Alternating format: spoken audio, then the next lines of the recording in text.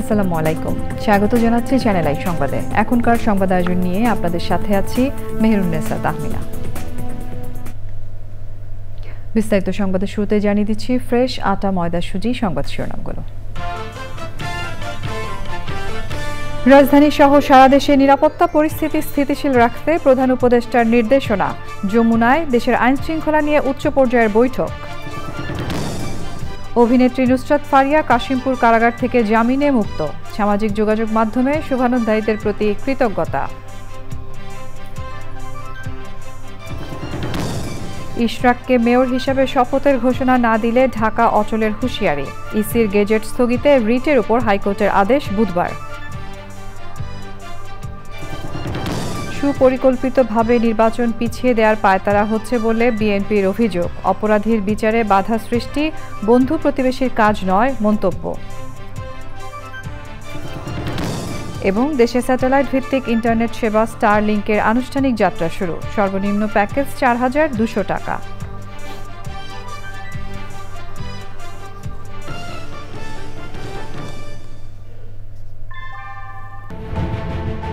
Primacy inbuilt. German technology, Bangladesh's first thermix rod, Salam Steel Thermex.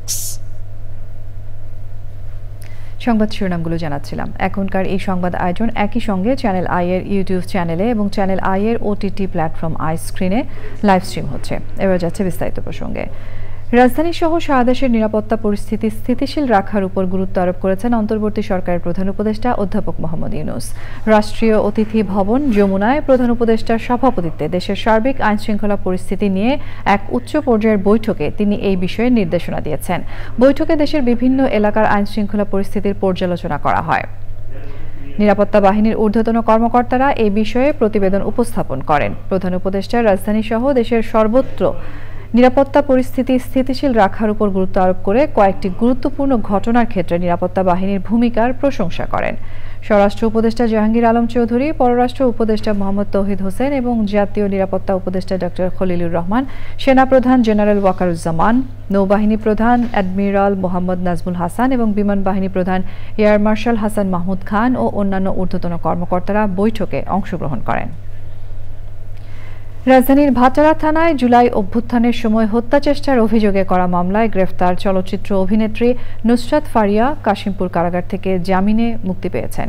এর আগে ঢাকার chief metropolitan magistrate আদালত শুনানি শেষে তার জামিন মঞ্জুর করেন। গত বছরের ৯ জুলাই নুসরাত ফারিয়া কানাডা গিয়ে ১৪ আগস্ট দেশে ফেরেন বলে আদালতে তথ্য উপস্থাপন করেছেন তার আইনজীবীরা।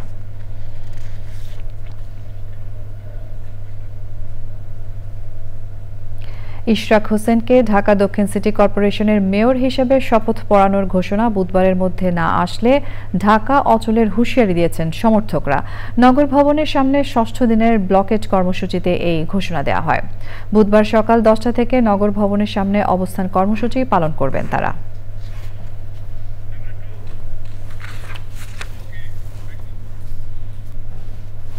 বিএনপি নেতা ইশরাক হোসেনকে ঢাকা দক্ষিণের মেয়র হিসেবে ঘোষণা করে নির্বাচন কমিশনের জারি করা গেজেট স্থগিত চেয়ে করা রিটের উপর বুধবার দুপুরে আদেশ দেবেন হাইকোর্ট।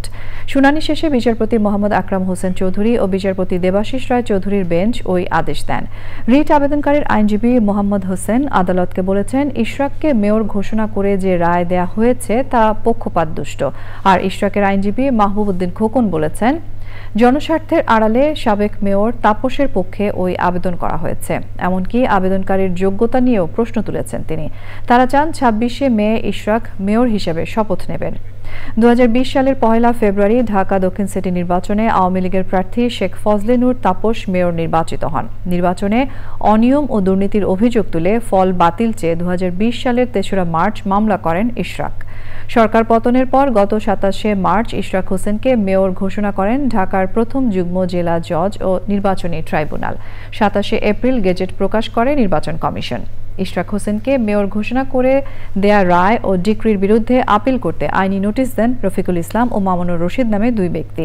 নোটিশে গেজেট প্রকাশ ও ইশরাককে শপথ নেওয়া থেকে বিরত থাকতে বলা হয়। সুপরিকল্পিতভাবে নির্বাচন পিছিয়ে দেওয়ার পায়তারা হচ্ছে বলে অভিযোগ করেছে বিএনপি। দলের মহাসচিব মির্জা ফখরুল ইসলাম আলমগীর বলেছেন, কিছু মানুষকে সরকারের মধ্যে অনুপ্রবেশ ঘটিয়ে বাংলাদেশকে ভিন্ন দিকে নিয়ে যাওয়ার চেষ্টা হচ্ছে। বিএনপির স্থায়ী কমিটির সদস্য নজরুল ইসলাম খান বলেছেন, সংস্কার, নির্বাচন আর বিচার সবই হতে হবে। রাহুল রায়ের রিপোর্ট।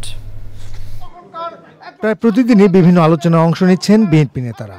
জাতীয় প্রেস ক্লাবে জাতীয় গণতান্ত্রিক পার্টির প্রয়াত সভাপতি শফিউল আলম প্রধানের স্মরণে আলোচনায় বক্তব্য রাখেন বিএনপির স্থায়ী কমিটির সদস্য নজরুল ইসলাম খান। চলমান বিভিন্ন ইস্যুতে কথা বলেন তিনি। আমরা যে শক্তির বিরুদ্ধে এতদিন ধরে লড়াই করলাম, পরাজিত করলাম, যাদেরকে, যারা অপরাধী, যাদের শাস্তি হওয়া দরকার, যাদের বিচার হওয়া দরকার, তাদেরকে আশ্রয় দিয়েছে। যে আমরা সবার সঙ্গে বন্ধুত্ব করতে চাই, বিশেষ করে প্রতিবেশীদের সঙ্গে। কারণ আমি আমার স্ত্রী বদলাতে পারবো, কিন্তু প্রতিবেশী বদলাতে পারবো না। আবার একটা শুনতেছি নতুন কথা, তত্ত্বাবধায়ক সরকারের অধীনেই স্থানীয় সরকার নির্বাচনও করতে হবে। ইউনিয়ন পরিষদ, উপজেলা, পৌরসভা, সিটি কর্পোরেশন এগুলো করতে সময় লাগে অনেক। তার মানে কি এই কথার মাধ্যমে নির্বাচন বিলম্বিত করার একটা প্রয়াস কি হচ্ছে না? চেয়ারপারসনের গুলশান কার্যালয়ে অনুষ্ঠিত যৌথ সভায় ভার্চুয়ালি যুক্ত হন চিকিৎসার জন্য থাইল্যান্ডে অবস্থান করা বিএনপি মহাসচিব মির্জা ফখরুল ইসলাম আলমগীর। সুপরিকল্পিতভাবে নির্বাচনকে পিছিয়ে দেওয়া, জনগণের যে অধিকার, সেই অধিকার থেকে জনগণকে বঞ্চিত করাবার এবং ভোটের অধিকার থেকে বঞ্চিত করবার একটা পায়তারা শুরু হয়েছে। এবং আপনারা নিশ্চয়ই লক্ষ্য করেছেন যে বিভাজনের রাজনীতি আবার শুরু হয়েছে। এখানে গোত্রে গোত্রে যে বিভাজন সৃষ্টি করার চেষ্টা করা হচ্ছে। সরকারের বিভিন্ন ইনস্টিটিউশনগুলোকে পরস্পরের মুখে আপনার মুখোমুখি করার একটা ষড়যন্ত্র চক্রান্ত শুরু হয়েছে। আমরা দেখতে পাচ্ছি যে কিছু মানুষ যারা সরকারের মধ্যে অনুপ্রবেশ ঘটিয়ে বাংলাদেশকে ভিন্ন দিকে নিয়ে যাওয়ার চেষ্টা করছে, ভিন্ন খাতে তাকে প্রভাবিত করবার চেষ্টা করছে। যৌথ সভা শেষে ৩০ মে বিএনপির প্রতিষ্ঠাতা ও সাবেক রাষ্ট্রপতি জিয়াউর রহমানের মৃত্যুবার্ষিকী উপলক্ষে বিএনপির ৮ দিনের কর্মসূচি ঘোষণা করা হয়। অর্থনৈতিকরণ ও কালো পতাকা। রাহুল রায়, চ্যানেল আই, ঢাকা। বাংলাদেশে আন্তর্জাতিক স্যাটেলাইট ইন্টারনেট সেবাদানকারী প্রতিষ্ঠান যুক্তরাষ্ট্রের স্টারলিংকের যাত্রা শুরু হয়েছে। বর্তমানে 2টি প্যাকেজে স্টারলিংকের সংযোগ নিতে পারবেন গ্রাহকরা। সংবাদ সম্মেলনে এসব তথ্য দিয়ে প্রধান উপদেষ্টার বিশেষ সহকারী ফয়েজ আহমদ তৈয়ব বলেছেন, ভবিষ্যতে আর কোনো সরকার ইন্টারনেট সেবা বন্ধ করতে পারবে না। মোস্তফা মল্লিকের রিপোর্ট। স্যাটেলাইট ইন্টারনেটের যুগে প্রবেশ করল বাংলাদেশ। গ্রাহকদের জন্য 2টো প্যাকেজের মধ্যে একটিতে ৬,০০০ টাকা এবং আরেকটিতে মাসিক খরচ পড়বে ৪,২০০ টাকা। প্যাকেজ নেয়ার আগে যন্ত্রপাতির জন্য এককালীন খরচ পড়বে ৪৭,০০০ টাকা। রাজধানীর ফরেন সার্ভিস একাডেমিতে আয়োজিত সংবাদ সম্মেলনে এ বিষয়ে বিস্তারিত তুলে ধরেন প্রধান উপদেষ্টার বিশেষ সহকারী ফয়েজ আহমদ। স্টারলিংকের যে ইনিশিয়াল সেটআপটা আছে সেটা ৪৭,০০০ টাকা, শুনতে অনেক বেশি খরচ। আপনারা যারা এখানে আছেন, আপনাদের সবার যে মোবাইল ডিভাইসটা আছে সেটার দামও একই দাম। এখন যদি স্টারলিংকটা কোনো উদ্যোক্তা কিনে, তাহলে উনি চাইলে মাইক্রো ক্রেডিট বা অন্য কোনো ফর্ম থেকে নিজে ফাইন্যান্সিং সোর্স করতে পারবেন, কিংবা উনি নিজে একটা সমবায় ভিত্তিতে বন্ধুবান্ধব কয়েকটা গ্রামের কয়েকটা হাটের দোকানপাটে ওনারা চাইলে কয়েকজন মিলে এটা করতে পারবেন। যেহেতু এখানে হাই স্পিড আছে, অর্থাৎ 300 Mbps আছে, একজন ব্যক্তির দৈনন্দিন জীবনের কাজ করতে বা ইন্টারনেট ব্যবহার করতে 300 Mbps এর প্রয়োজন নাই। সুতরাং উনি সহজতভাবে এটা শেয়ার করতে পারবেন। এর মাধ্যমে জাতীয় স্বার্থ বিঘ্নিত হবে না। এটার জন্য 2টো প্রোটেকশন আমরা রেখেছি। ফয়েজ আহমদ বলেন, ভবিষ্যতে আর কোনো সরকারের পক্ষে ইন্টারনেট বন্ধের সুযোগ থাকবে না। তো সেই জন্য ইন্টারনেটের উপর নিয়ন্ত্রণ প্রতিষ্ঠার যে আওয়ামী উদ্যোগ ছিল সেখান থেকে আমরা সরে এসেছি এবং সাইবার নিরাপত্তা আইনে আমরা ইন্টারনেটকে নাগরিক অধিকার হিসেবে স্বীকৃতিও দিয়েছি। তো সেদিক থেকে নিয়ন্ত্রণের বিষয়টা আমরা সেভাবে আমলে নিই, রেগুলেটরির প্রশ্নকে অ্যাড্রেস করবো। সেজন্য আমরা 2টো বিষয়ে পদক্ষেপ নিয়েছি। প্রথমত, যে আনঅথরাইজড ডিভাইসের ব্যাপারে আমরা বলেছি যে প্রতিটা ডিভাইসকে বাংলাদেশের সীমানায় অপারেট করতে হলে বিটিআরসি থেকে এনওসি, নো অবজেকশন সার্টিফিকেট নিতে হবে। সংবাদ সম্মেলনে জানানো হয়, শহর ও শহরের বাইরে, পাহাড়ে বা দুর্গম অঞ্চলে স্টারলিংকের নেটওয়ার্কের গতি একই থাকবে। Mostafa Mallik, channel I, Dhaka. সংবাদের এ পর্যায়ে আমরা নিচ্ছি একটা বিরতি এবং বিরতির পর আরো যা থাকছে। গাজায় বিমান হামলায় নিহত ৭৩, হামলা বন্ধ না করলে ইসরায়েলের বিরুদ্ধে কানাডা, ফ্রান্স ও যুক্তরাজ্যের নিষেধাজ্ঞার হুমকি।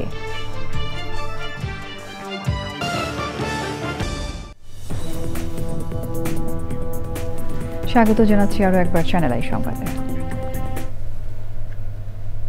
আমিন জুয়েলার্স আন্তর্জাতিক সংবাদ।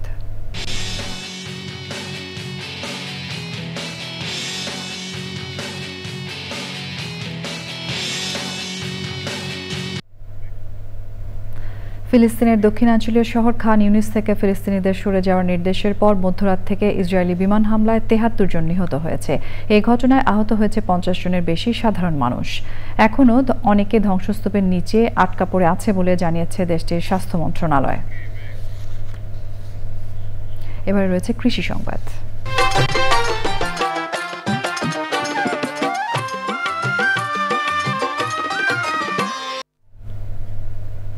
কুষ্টিয়ার তামাক প্রবণ এলাকায় ব্রিডার বীজ থেকে ভিত্তি ধান বীজ চাষ করে অধিক লাভবান হচ্ছেন কৃষক। এবার বীজ ধানের ব্যাপক ফলন ভালো হওয়ায় এই ধান আবাদে ঝুঁকছেন কৃষক। প্রকৃতি সংবাদ।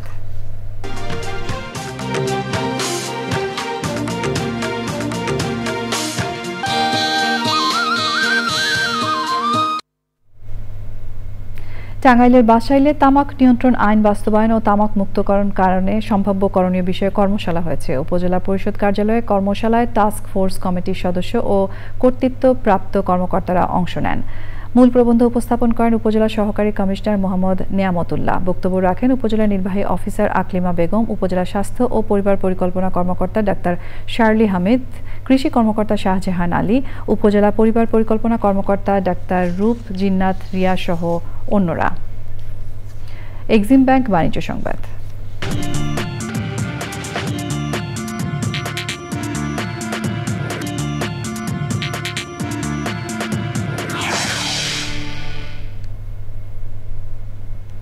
ডেনমার্ক ও বাংলাদেশের যৌথ মালিকানায় কক্সবাজারের চকরিয়া যাত্রা শুরু করেছে বিশ্বমানের AKS ডায়াগনস্টিক সেন্টার ও AKS ফার্মেসি।